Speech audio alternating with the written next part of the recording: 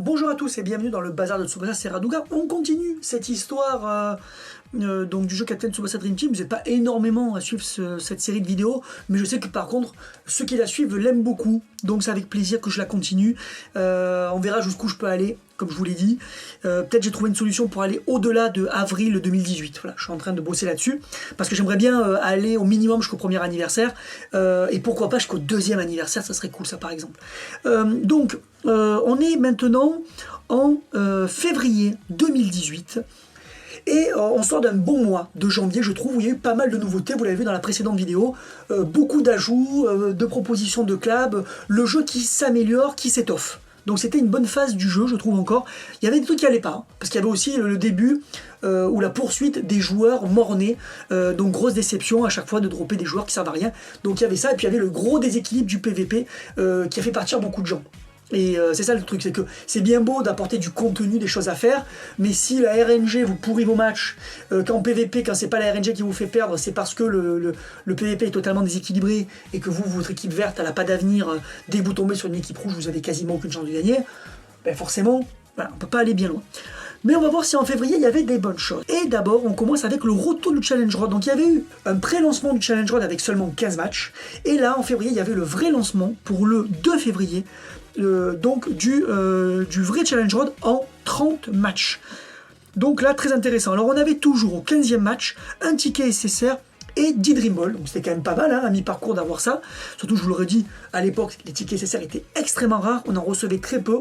Et il n'y avait pas de pack pas cher du tout à quelques euros avec un ticket SSR. Il n'y avait pas les tickets SSR à choix, ça n'existait pas, ça arrivait plusieurs années après.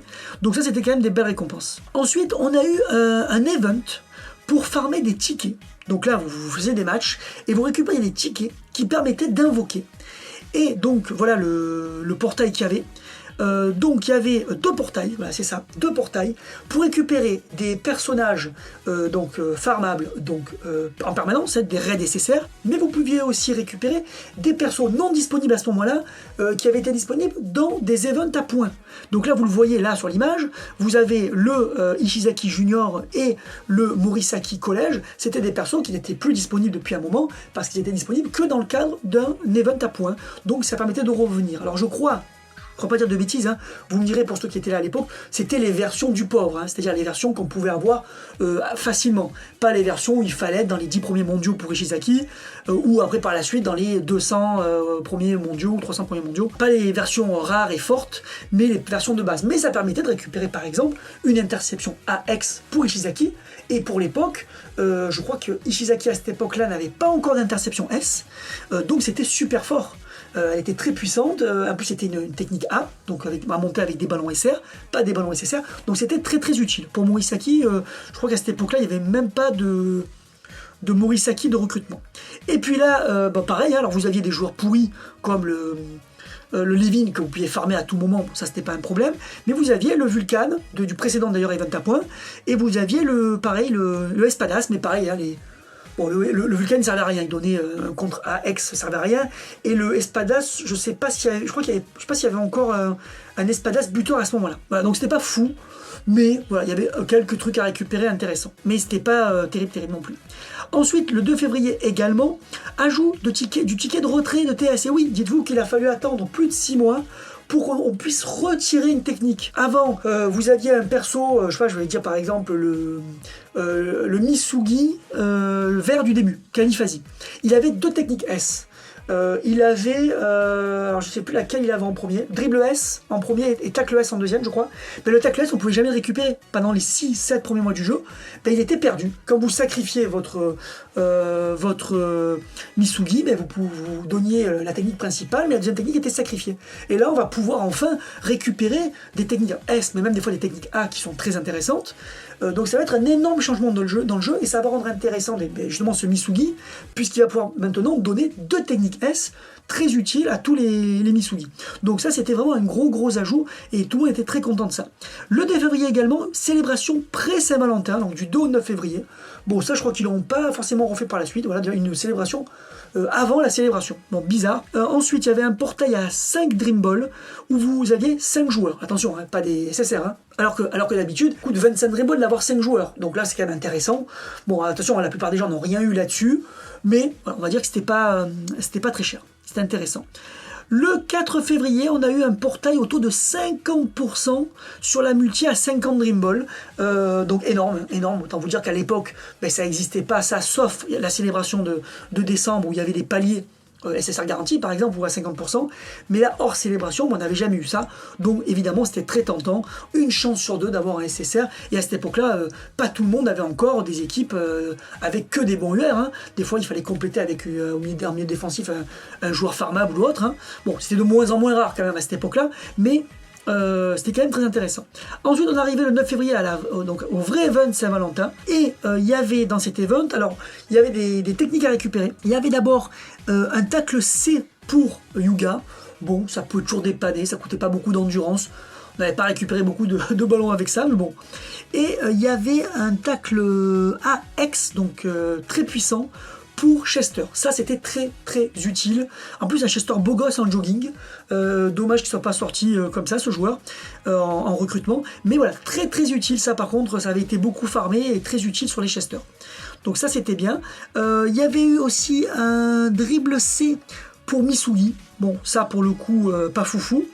Et ensuite, il y avait d'autres récompenses, des ballons SSR, des tickets. Il y avait aussi les formations S à récupérer. Plutôt pas mal. Alors peut-être pour les plus observateurs d'entre vous, vous voyez qu'en haut il y a 5 tickets Ligue, oui parce que la Ligue a changé beaucoup de fois et à cette époque-là on pouvait faire 5 matchs par jour et le système était totalement différent. Bon voilà, après ça a changé. Voilà, alors après bien sûr pour aller avec les ventes à points il y avait un portail et les joueurs vous donnaient plus de points à chaque match. Et donc c'était un portail en mode toujours pseudo beau gosse, donc avec Yuga, Misugi et Chester. Alors ces joueurs-là, très particulier, parce que celui qui sortait du lot, c'était le Misugi. Alors, qui était particulier parce que c'était un milieu défensif, mais qui avait une technique S, c'était une passe, et après il y avait des techniques A. Donc, si vous ne pouviez pas lui donner de technique défensive S, il était un peu limité. Par contre, pour relancer, il était top. Et c'est un joueur quand même qui va être correctement joué. Alors à l'époque, je vous rappelle, il n'y avait que le passif, hein, il n'y avait pas d'éveil de potentiel. À cette époque-là, il a été un petit peu joué, mais c'était pas un gros joueur non plus. Après, les milieux défensifs, il y a tellement peu de choix, on était toujours content de les avoir. Ensuite, le Chester, interception S, plutôt décevant, mais alors plutôt moyen globalement, mais quand même très utile, parce que avec le tacle AX qu'on pouvait lui donner, ça en faisait un super récupérateur. Donc c'est vrai que pour un milieu offensif, pour créer le jeu, bon, c'était un peu limite, ça c'est clair, mais c'est vrai que pour mettre la pression sur l'adversaire, et puis dans les équipes rouges qui dominaient un peu à ce moment-là, c'était quand même un joueur qui a été joué. Après, bon, il a disparu assez vite. Et puis ensuite, il y avait le Yuga. Le Yuga qui était une pure honte, parce qu'il avait un passif complètement pourri, certainement le passif le plus pourri de l'histoire du jeu, plus 20% contre Tsubasa. Donc à quel moment un Yuga, alors c'est un Yuga collège avec un retourné, donc pour ça il a été intéressant, il a été sacrifié pour le retourné, en plus c'était un retourné solo, il y avait le retourné payant, je vous rappelle, du pack payant à 75€, donc avec le Yuga qui avait le tacle en duo avec Tsubasa, mais là il était solo, beaucoup plus pratique, mais à quoi ça sert qu'un attaquant et un boost contre Tsubasa? Parce que clairement il rencontrait Tsubasa une fois tous les 20 matchs, et puis même si vous rencontrez Tsubasa, bon à la rigueur c'est pour lui prendre le ballon, enfin, je vois pas l'intérêt quoi. Ça ne servait à rien et donc ce joueur sans son passif, en fait, il était beaucoup trop faible, il marquait à personne et donc il n'était pas joué, sauf dans les events où il fallait des collégiens en fait. Hein. Mais il était principalement là pour être sacrifié. Voilà, c'est quand même dommage, je trouve. Ensuite, on a eu un nouveau joueur dans la boutique Confédération, donc il y avait les médailles vertes, un Schneider qui était bon, pas terrible, trop faible, personne ne l'a jamais joué. Surtout voilà, c'était quand même cher hein, d'acheter des persos, c'était pas évident encore plus à l'époque. Donc les gros joueurs pouvaient l'acheter, mais ils avaient largement mieux que ça. Et les petits joueurs qui auraient bien aimé l'avoir pour débuter, mais ils n'avaient pas du tout les ressources pour l'acheter. Il avait une volée A. Donc bon, ça dépannait sur les Schneider pour ceux qui ont pu l'acheter. C'était toujours mieux que rien, ça permettait de fatiguer le gardien, d'éviter de perdre le ballon si le ballon arrivait sur un ballon bas par exemple. Donc voilà, mais pas fou du tout, pas fou du tout. Ensuite, il y a eu un nouvel event, donc un raid SSR pour avoir un tir B pour Margus, mais un tir B complètement claqué. Le tir puissant, un truc comme ça, enfin voilà, un tir bidon, très faible, même pour un tir B il était faible. C'est dommage parce que ça aurait été bien d'avoir un bon tir B pour Margus. Après, ça pouvait dépanner si vous aviez un Margus pour le jouer. Parce que les Margus, généralement, n'avaient pas de tir du tout. Ils avaient que des techniques aériennes. Donc, résultat, vous ne pouvez pas le jouer en automatique. Parce que il n'allait pas pouvoir tirer. Donc, avoir un tir B, si vous vouliez jouer votre équipe en automatique avec un Margus en attaque, c'était mieux que rien. Mais bon, quand même, ils ont abusé en mettant un tir B si faible. Ensuite, il y a eu la Tsubasa Cup en PvP du 9 au 16 février. Voilà, rien de spécial. Célébration de Saint-Valentin, donc elle a commencé aussi le 9 février avec des récompenses, des cadeaux, etc. L'ajout du mode semi-auto en PvP, très intéressant. Voilà, semi-auto, c'est qu'en fait, vous faites que les duels. Le jeu joue tout seul, mais quand ça arrive en duel, par contre, c'est vous qui choisissez. Voilà, c'est pas dingue. Et après, ça a disparu, je crois, hein, ça n'existe plus, le semi-auto, je sais plus. Bon, voilà, ils ont tenté un truc. Bon, souvent, Claire va tenter des trucs, mais ça n'a pas marché.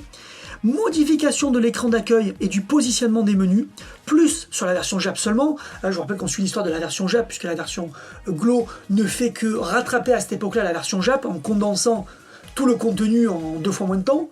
En 6 mois, ils ont fait 1 an de contenu. Donc là, il y avait un menu dans la version JAP pour aller lire le manga. Ça, c'était quand même super cool pour les Japonais. Sinon, voilà, il y avait un nouveau type de menu. Vous voyez, c'est un peu différent de ce qu'on a aujourd'hui, d'ailleurs, hein, si vous jouez toujours au jeu. Voilà, donc ils avaient fait une amélioration. Ensuite, il y avait un portail Dreamco avec un Akai. Donc ça, c'était très bien parce que c'était un gros milieu défensif. Alors, je crois qu'il était aussi défenseur, ce Akai. Et il était accompagné de 2 vieux Dreamco en rate-up. Il y avait le Victorino de l'anniversaire, qui était nul à chier, donc il fallait surtout pas tomber là-dessus. Injouable en PvP, il servait à rien, il a même pas de tiresse, etc. Et le Margus Dreamco qui était pas fou du tout. Voilà, qui était pas fou du tout parce qu'il avait juste une technique de ballon haut, et donc voilà, vous envoyez le ballon, c'était un petit peu au hasard. Il n'était pas spécialement puissant. Donc pas terrible le rate-up, mais lui était extrêmement fort. C'était un tueur en tacle. Il avait un boost, je crois, son passif, c'était un boost contre les attaquants et mi-offensifs, je crois. Donc c'était un passif qui était quasiment constant. Ou que milieu offensif, je sais plus. En tout cas, voilà, en général, il prenait le ballon avec son tacle. Ça aurait été un gros joueur, surtout que milieu défensif, il n'y avait pas beaucoup de bons joueurs à ce poste-là. Pas beaucoup de milieu défensif, pas beaucoup de bons joueurs. Et lui, c'était vraiment, ça a été un joueur très prisé à ce moment-là. Voilà, on voit le taux 0,42, voilà, c'était plus du 1% comme en janvier. En janvier, il s'était enflammé avec du 1% au Dreamco et 1% pour le nouveau joueur aussi, le nouveau Dreamfest Pierre. Là, on retombait à 0,42. Voilà, dommage. Dommage. Il y avait aussi le 19 février l'ajout de passif. Donc on avait eu pour Yuga plus de 1% contre les blocs, contre les contres. Ça permettait de tout moins contrer, de fatiguer le gardien, mais bon, voilà, ça ne le rendait pas meilleur en tir. Et à cette époque-là, il avait énormément vieilli. Après, il pouvait être joué, hein, comme ça, il n'était jamais contré et le ballon arrivait au gardien qui était fatigué. Donc il était jouable grâce à ça, mais ça ne redevenait pas un bon buteur. Ensuite, le soda tueur d'endurance. Alors oui, c'était mieux que rien, 15%. Après, 15%, clairement, ça ne suffit pas pour gêner l'adversaire. Hein. Il peut quand même passer, tirer et marquer. Donc c'était pas terrible, mais on va dire... ça avait au moins le mérite d'exister, mais ça rendait pas ce soda bon. C'était un bouche-trou pour l'équipe rouge. Certains le jouaient. Ensuite, il y avait le Misugi. Alors, Misugi n'était pas trop mal. Alors, l'idée de base était bête, parce que il ne peut plus être éjecté par les tirs. Donc, si vous tirez, il va freiner le ballon. Donc, en fait, c'était bête, parce que ce Misugi était tout sauf un contreur. Le Misugi n'avait pas de force stat en contre. Misugi Manga n'a jamais été un gros contreur, et pas spécialement en plus en qualiphasie. Donc, ouais, c'était stupide, mais après, c'était quand même utile. Voilà, c'était une stratégie. Vous le mettiez en défense centrale, il était juste là pour freiner le ballon. Ça se tenait, et pour aider le gardien. Ensuite, vous aviez celui qui a été le plus gâté, le Pierre, plus 30% si à Napoléon. Monstrueux, il était totalement revenu. Alors, ce qui est rigolo, c'est qu'on venait d'avoir un très bon Pierre. Alors après, tout le monde n'avait pas le Pierre Dreamfest, mais c'était marrant d'avoir un autre Pierre fort au même moment. Alors lui, c'était vraiment un Pierre créateur, hein, mi-offensif, mais du coup, il devenait fort dans tout, grâce à ça, dans récupération ou la création de jeu. Donc voilà, vraiment impressionnant le boost qu'ils lui ont donné. On n'avait pas compris à l'époque pourquoi un vieux perso du début du jeu devenait monstrueux d'un coup. Ensuite, il y avait le Gentile, plus 30% de stats face aux Japonais. C'était pas mal, franchement c'était pas mal, parce que c'est situationnel, mais face aux Japonais, il était extrêmement fort du coup, et donc il était jouable. Alors après, à la mi-temps, vous pouviez le déplacer pour le mettre face à un Japonais, justement, volontairement. C'était intéressant. Et après, ce Tsubasa, Non. Distance augmentée sur les 1-2, il était un peu dépassé à cette époque-là. Pas nul, hein, pas injouable, mais quand même bien dépassé. Et puis il y avait plein de joueurs capables de le stopper, donc c'était pas bon, quoi. Ça le rendait pas meilleur. Donc pas terrible, c'est que bien plus tard que face à une autre amélioration, ce Tsubasa va devenir très fort, plus fort que jamais d'ailleurs. Parce qu'au début du jeu il était correct, à peine correct, mais c'est que plus tard qu'il deviendra très fort. C'est pas pourquoi un jour Clab s'est dit qu'il fallait qu'il soit fort. Ensuite, ajout du principe de buff en mode ligue, c'est-à-dire que chaque semaine, il y avait un type de joueur qui allait avoir un boost. La première semaine, c'était bien sûr les joueurs Jap, évidemment. Du 19 février au 26 février, alors ça c'est un truc qu'ils ont essayé pendant quelques temps, et puis ils ont essayé aussi des persos qui ont un passif ligue, plus 100% de stats en ligue. Ça n'a pas du tout marché. En fait, l'idée n'était pas bête, mais comme d'habitude, c'était mal réalisé. Et donc finalement, ils ont fini par abandonner ce système parce que tout le monde s'en plaignait. Alors ensuite, le 19 février, passage à la version 1.8, donc une grosse mage, qui a intégré tout ce dont je vous avais parlé un peu plus tôt. Il y avait notamment aussi la mise en place d'un nouveau rang en ligue, d'une nouvelle division, double S, voilà, pour qu'il soit encore plus compétitif. Il y avait aussi la modification des boutiques Ligue et PVP avec ajout d'items. Voilà, à l'époque, il n'y avait que des joueurs. Mais là, ils ont commencé à rajouter des items, des ballons, des entraîneurs. Et le baisse de coût aussi avec les joueurs, donc les joueurs des boutiques PVP. Avant de demander 80 000 médailles, c'était passé à 50 000. Dites-vous qu'aujourd'hui, on est à 3 000. Hein. Vous imaginez, à l'époque, on gagnait moins de médailles. Il fallait dépenser 50 000, alors que les persos étaient nuls, hein, ils ne servaient à rien dans le jeu. Et par la suite, ils sont passés à 3 000. Allez comprendre. Il y avait ajout d'un nouveau joueur le 19 février. Ce Genzo, ce Genzo qui était totalement nul, hein, qui était injouable en PVP, et avoir de quoi l'acheter, c'était pas évident, d'avoir les 100 000 médailles Ligue. Donc ceux qui l'avaient, c'était des gens qui avaient déjà un meilleur gardien, et de toute façon, même si vous commenciez le jeu, franchement, vous n'allez rien faire avec ce Genzo. Et au même moment, ajout d'un perso PVP, Soda, totalement nul. Soda Cola, je vois pas l'intérêt de l'avoir rajouté, il ne servait à rien. Le 19 février encore, il y avait aussi un nouvel habillage en match. Donc je sais pas c'est quoi la différence, mais voilà, avant c'était pas comme ça. En tout cas, voilà, vous me direz si vous vous en rappelez, mais l'habillage là, la technique spéciale comme elle apparaît, le perso et tout, ça avait évolué. C'était pas comme ça avant, mais là j'ai pas d'image pour comparer. Le 19 février, il y avait ce portail-là avec premier palier à 20 Dream Ball, deuxième à 30, troisième à 50 avec SSA garantie au troisième palier. Donc pour l'époque, c'était énorme. Hein. On voyait quand même qu'il y avait un peu plus de générosité à partir du mois de janvier de Clab. C'était pas encore ça, mais c'était un poil plus généreux parce qu'on commençait à avoir du SSA garanti, mais c'était que des anciens persos, bien sûr. Hein. Et dedans, vous aviez quoi? Le Tsubasa assez faible, voilà, pas injouable, mais voilà, presque injouable et qui est devenu injouable très rapidement. Le Shingo nul, totalement injouable. Et le Misugi, qui venait de sortir en plus, hein, allez comprendre, qui était bon, correct. Ensuite, à la fin du mois, le 23 février, c'était souvent comme ça. À la fin du mois, il y avait quasiment toujours un event à points. Après, ils ont arrêté, ils ont espacé parce que les gens se sont lassés. Event à points accompagné d'un portail Europe. Pour l'event. Donc là, dans le portail Europe, vous aviez encore de l'arnaque. Vous aviez un Schneider complètement pourri avec une passe S et donc il fallait donner un tir et trop faible en tir qui marquait des buts à personne. D'autant plus qu'à cette époque-là, bon, les Verts étaient en difficulté, attendaient un bon attaquant, on leur sort cette daube. Un Schneider vert incapable de marquer des buts, finalement ce Schneider vert n'aura servi qu'à donner la passe S aux autres Schneider. Ensuite vous aviez Gentile, qui était vert, je crois, qui était tout juste correct avec une interception S. Alors, il n'était pas très fort, mais c'est vrai qu'il n'y avait pas beaucoup de bons intercepteurs encore dans le jeu à ce moment-là, et c'était intéressant d'avoir un joueur qui peut intercepter, qui peut bloquer les 1-2, parce qu'à cette époque, il y avait beaucoup de la technique de 1-2 tir. Donc, il fallait donner le tacle S. Ça en faisait un défenseur tout à fait correct. Alors je sais plus, son truc c'était quoi, tueur de japonais, tueur de non japonais, il y avait un truc comme ça. Et il y avait le Brolin qui était très décevant. Bon, il avait un tacle S, c'était un bleu je crois. Il était très décevant, voilà, jouable, mais quand même décevant, trop facile de le passer en 1-2 ou faire des passes face à lui. À part en dribble où il pouvait un peu stopper, mais je crois que son passif était pas terrible, en mode tueur de sud-américain, voilà, trop spécifique. Voilà, il n'a pas été beaucoup joué, il a vite disparu. Et l'event à points Europe, alors ça permettait de récupérer une passe X pour Napoléon, assez puissante, et ça c'était intéressant pour pouvoir feinter l'adversaire qui s'attendait à un tir, à un dribble, ça donnait une autre possibilité. pour les Napoléons, et puis le Napoléon vert était fort en passe, donc il avait le 1-2 et on pouvait lui donner cette passe et ça le rendait intéressant. Et bien sûr il y avait une version rare de ce Napoléon, il avait la passe X avec 3 techniques A qui n'était pas terrible, voilà, qui était pas terrible. Il fallait être très bien classé pour l'avoir et clairement il n'était pas jouable en PvP. Dommage. Petit parallèle sur la Glo pour dire que en janvier on avait atteint les 3 millions de téléchargements, en février c'était les 4 millions. Vous voyez, la Glo a très bien marché au début, c'est très bien développé, donc il y avait une campagne avec des Dream Balls offertes. Ensuite le 23 février, nouvel event, donc si Napoléon avait récupéré une passe AX très puissante grâce à l'event à points, il récupérait aussi une 1-2B avec cet event, et je crois que c'était la 1-2 avec Misaki, donc très très utile hein, une technique comme ça, puisque 1-2B ça consomme pas trop d'endurance par rapport à une S bien évidemment, et donc si vous tombez sur un défenseur qui n'a pas d'interception S, voire même pas A, ça peut être très intéressant, donc très très utile. Un dribble C pour Brolin, nul, voilà. Il fallait lui mettre soit un tacle C pour économiser l'endurance, soit une interception C.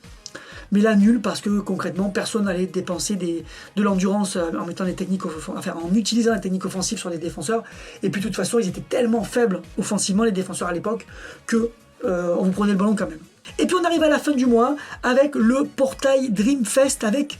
Évidemment, là pour une fois c'était logique, Clab, avec Napoléon, on comprenait pourquoi Napoléon avait eu une passe X, une 2, etc.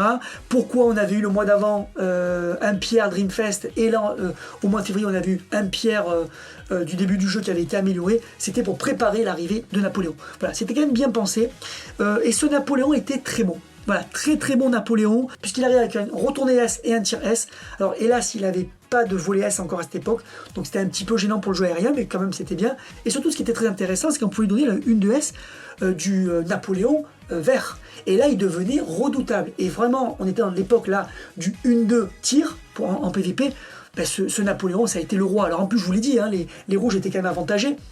Et on allait se retrouver avec un super attaquant rouge et qui allait aider encore plus l'équipe rouge en PvP, puisque là il y avait très très peu de défenseurs dans le jeu capables de stopper le 1-2S de ce Napoléon. Le meilleur gardien vert des équipes vertes à l'époque, c'était le Genzo de l'anniversaire. Contre ce Napoléon, avec sa grosse stat et son avantage couleur, il était mort. Donc ça a été encore plus un calvaire pour les équipes vertes, et puis même le Pierre qui était très bon en contre, il pouvait se faire passer par le 1-2 parce que il n'avait pas d'interception. Si je dis pas de bêtises, hein, Pierre à ce moment-là du jeu n'avait pas encore d'interception S. Il avait le tacle S, le contre S, le 1-2 S, mais il n'avait pas d'interception S, et donc il pouvait rien faire contre ce Napoléon. Donc très compliqué. Le Napoléon avait l'avantage couleur, etc. Donc il a fait très mal au PvP. Il revenait avec le Ino et le Jito. Alors le Ino, toujours jouable, mais il avait perdu de sa superbe, mais toujours jouable, hein, toujours un attaquant jouable en PvP. Et le Jito, oui, toujours jouable dans une équipe bleue avec 30% de liens. Ça restait un très bon. Voilà, en tout cas, un bon portail quand même globalement, puisqu'on avait quand même pas de piège, il n'y avait que des bons joueurs. Voilà pour ce mois de février 2018. Alors bilan, un bon mois. Un beau mois, globalement, parce qu'il y a eu bien sûr le piège des portails, il fallait les skipper. Portail Saint-Valentin et portail event à points, en fait, grosso modo, ils étaient là que pour les gens qui voulaient performer dans l'event, à faire un gros classement.